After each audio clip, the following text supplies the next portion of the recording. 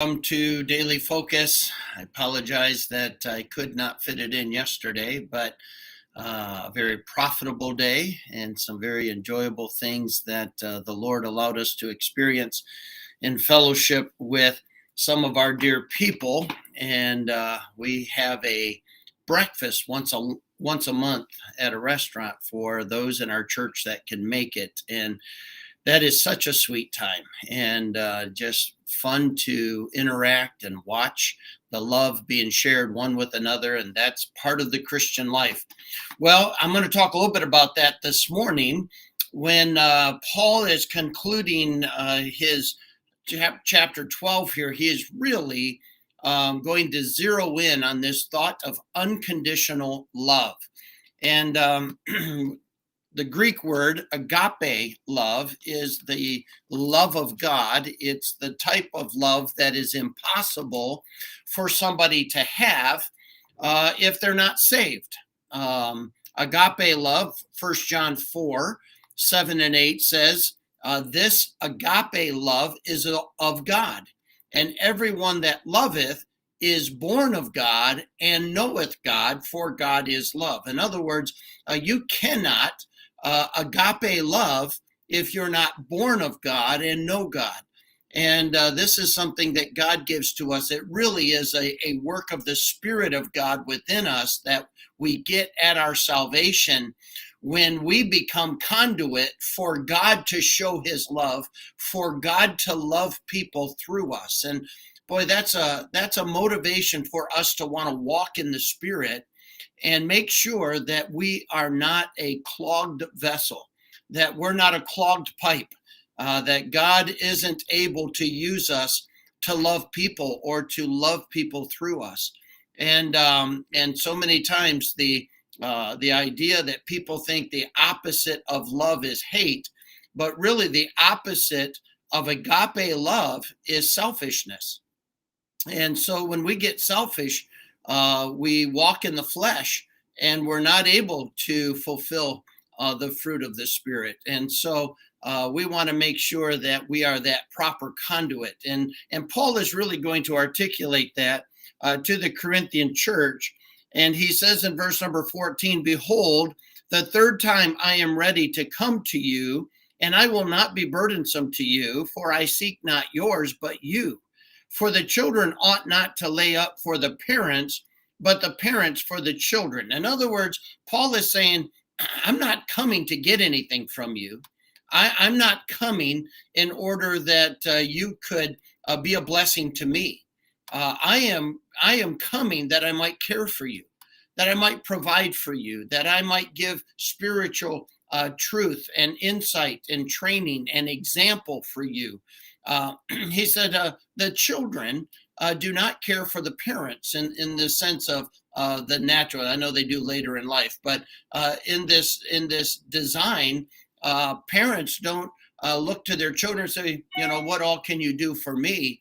Proper parenting is really being able to care for your children, teach and train them, admonish them in the Lord, and help them to get the tools in order to be successful for the cause of Christ. And so this idea, Paul is saying, listen, I'm not coming to you so that I could benefit personally any more than a parent has children so that they can only benefit personally. That would be incredibly selfish, and it is the opposite of love. But rather, the most impressive thing that we see here on this earth is that unconditional love of a parent to their child. And that's why it's so abrasive and so offensive when we hear of the selfishness of a parent and how, whether they are abusing their children or whether they are neglecting their children or whether they just don't do their parental duties and the children suffer. And it's so offensive to those of us that understand a parent's love. And you go, that's not normal. That's not right. There's nothing right about that. A parent naturally loves their children. I've told my children as they were growing up, you'll never understand how much your mom and I love you until you have kids, and then you'll begin to understand it. Because it's an amazing love that a parent has in tied to that love is this precious responsibility, but viewed as a privilege. And I was talking to some of my kids over the holidays, and I was talking to them about when they have kids. Life changes, but you're happy about those changes. It's okay. All of a sudden, you get weary with a lack of sleep while they have infants and toddlers, but it's worth it because of your love for that child.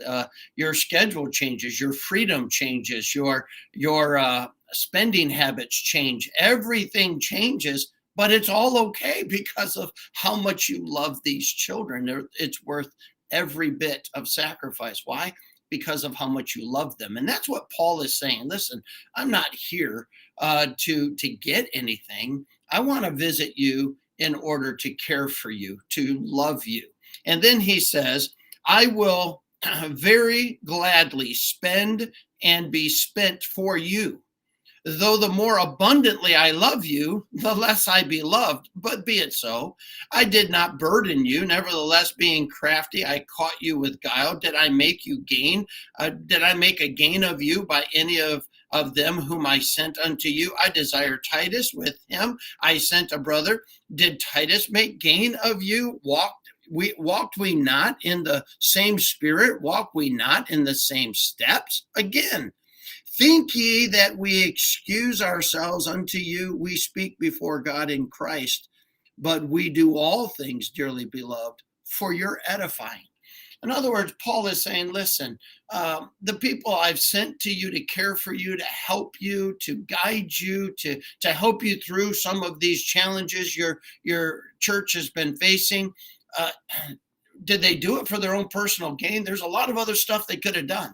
But they gave themselves to you because they love you, and they loved you just like I love you, because of the fact that we walk in step with the same God. We walk in step with the same Spirit. We're being led to do the same things because of God, and because of that loyalty to Christ and that love for Christ and that desire to fulfill the responsibilities entrusted to us. We are lockstep together, and church, don't misunderstand. It is frustrating when you sacrifice and sacrifice and sacrifice, and it's never appreciated. But true agape love just loves anyway. When people say, well, I'm going to stop loving because I never get anything in return, well, that just proves it was never agape love. It was never unconditional. There was a condition tied to it. If you respond to my love, then I'll love you. But God is really pushing in this passage the importance that born again believers love each other with an agape love, an unconditional love, no expectations of anything in return.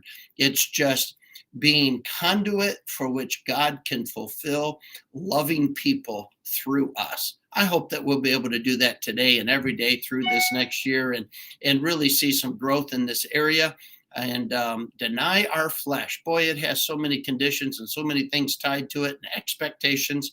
Boy, we need to guard our flesh so that we can yield to the Spirit. May God bless you. I'll look forward to seeing you tomorrow.